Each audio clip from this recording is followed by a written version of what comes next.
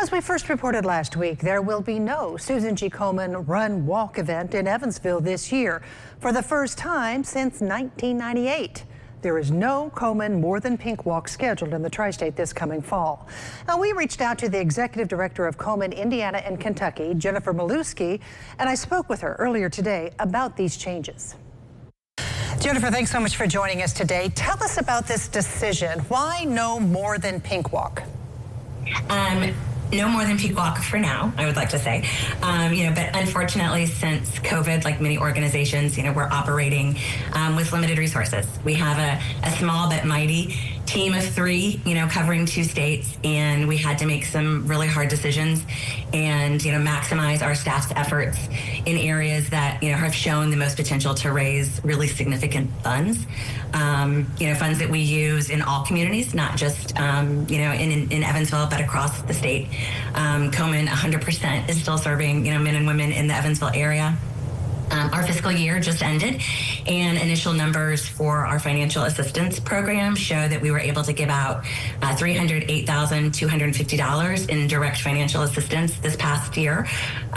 So we're absolutely, still working really hard to meet all the needs of everyone in our community. Well, that number you just said, was that in Evansville that you gave out that much? It's Indiana, all of Indiana. All of Indiana. And have you broken it down into areas? Do you know what you gave to Evansville area? I don't. I can get it for you. I don't know that. Our team, like I said, covers Kentucky as well, so those numbers are a little bit less. We're kind of rebuilding in the Kentucky market, but we gave out $250,000 and some change in Kentucky as well. Well, let's go back to Evansville. You talked about trying to maximize as much as you can with the smaller staff, because I know you all kind of regrouped during COVID. So, but last year during the More Than Pink Walk, it looked very successful. There was over 1,000 people there, and we raised a lot of money. But you're saying that it's not just this. You're not just looking at what we do in Evansville. You're looking all around, and that's part of this decision. Am I understanding that correctly?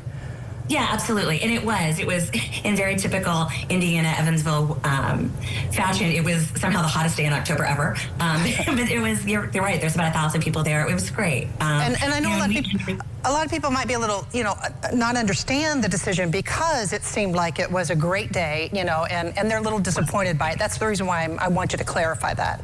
For sure, yeah, it was a great day. Since COVID, the numbers, in Evansville, quite frankly, have not been there to support the cost of putting on the event. It was just about flat last year.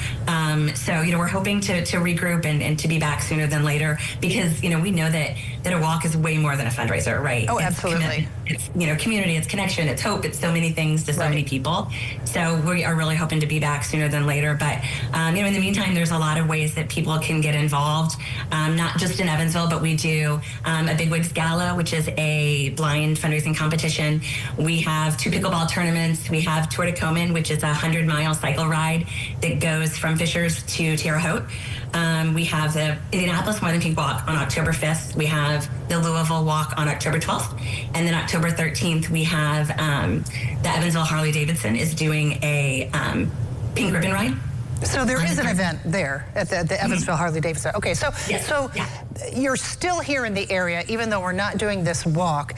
What about, we talked about it a little bit there before, what about survivors who need Komen services and rely on you all for guidance and support and advocacy and research and all those kinds of things? What do you say to folks here who need your help? Can they still contact you? How do they get Komen help? Yes, absolutely. And that was part of the difficult but strategic decision that led to this, right? We have to raise as much money as possible to be able to give out more money in direct financial assistance, to be able to do more screening and diagnostics. They can absolutely reach out to us. Anyone whose life has been transformed by breast cancer, now it's not just the areas around the Evansville, what was the Evansville affiliate, it's all of Indiana, all of the country that can receive our services. Our breast cancer helpline is 1-877-GO-KOMEN. You can also email the helpline at helpline@komen.org.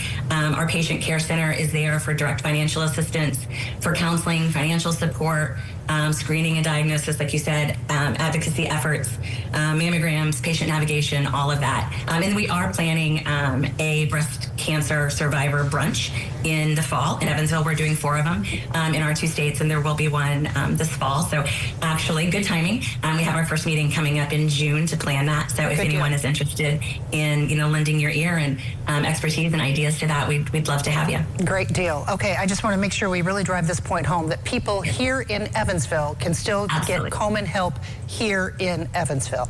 Absolutely, 100%. Okay. All right. Thank you so much, Jennifer Malewski, Executive Director of Komen, Indiana and Kentucky. We appreciate your time today, and we look forward to hearing and seeing more from Komen. Thank you so much. Absolutely. Thank you for your time.